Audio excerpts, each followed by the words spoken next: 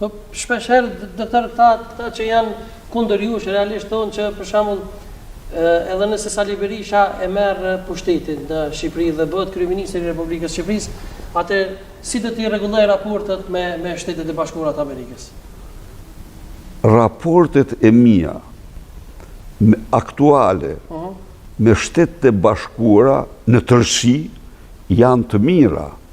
Ka një problem me zotin Antony Blinken, i cili ka vendos sanksione, ka marrë një vendim pa asnjë bazë, pa asnjë fakt, pa asnjë dokument, dhe kanë kaluar një vit e gjysmë, nuk kanë qenë një gjendje, jo të paraqesin para publikut shqiptar dhe amerikan, po as t'i dërgojnë në përputhje me ligjin Kongresit Amerikan një provë të vetme, për fakte vetëm se ato nuk ekzistojnë. Në këtë kontekst, Sali Berisha sot, e vërteta është, ai qëndroi për një të drejtë, qëndroi të mbrojë dinjitetin njerëzor dhe të mbrojë sovranitetin e vendit, kur u tha që s'do të futet në parlament, por është sot më i lehtësuar dhe më i motivuar se kur në idet që ai mbron. Kështu që një fitore Sali Berishës do të thotë marrëdhënie miqësore me të gjithë institucionet dhe zyrtarët amerikanë që i thonë të vërtetës e vërtetë, që nuk janë në ndikimin e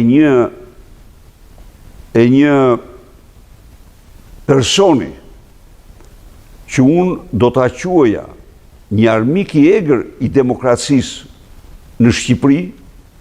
Unë jam i bindur në mbar botën, po unë flas për Shqipërinë, një kryecensor i fjalës së lirë që quhet George Soros. Në mediat amerikane ti gjen po të lezosh kritikat përditshme për cilin do, përfshi presidentin Joe Biden, po një gazetar që të bëjë një kritik për George Sorosin duhet të tregoj guxim shumë të madh. Po kështu në rrjetet tjera në Europë dhe kudo.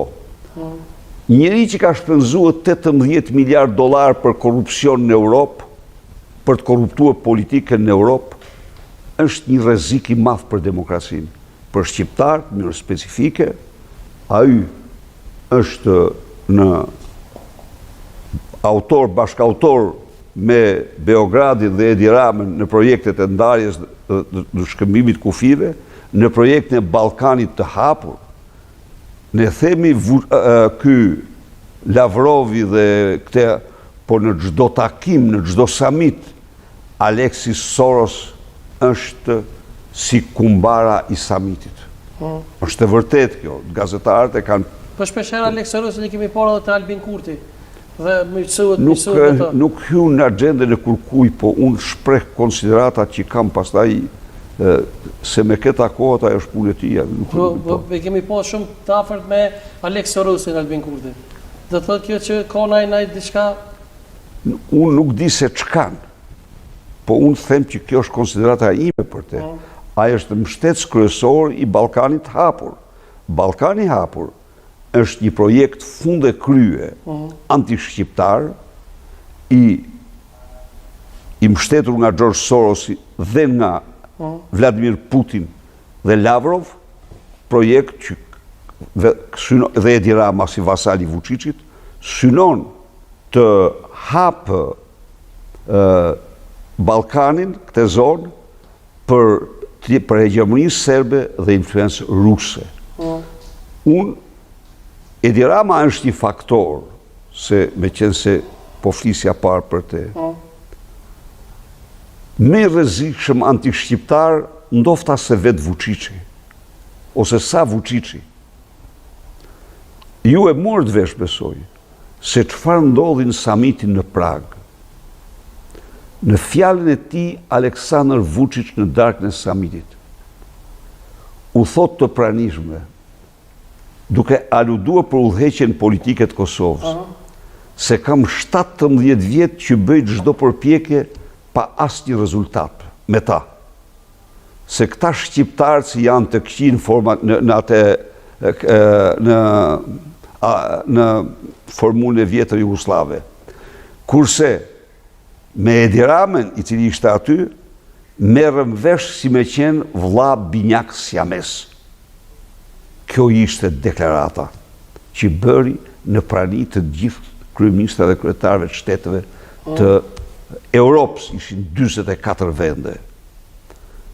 Pra, është një situatë për ta mbyllur e komplikuar, është një situatë e vështirë që kërkon vendime. Uroj dhe dëshiroj që Kosova të bëj çdo përpjekje për negociata të cilat ajo e ka të drejtën me vete në mënyrë që ky proces të ecë përpara.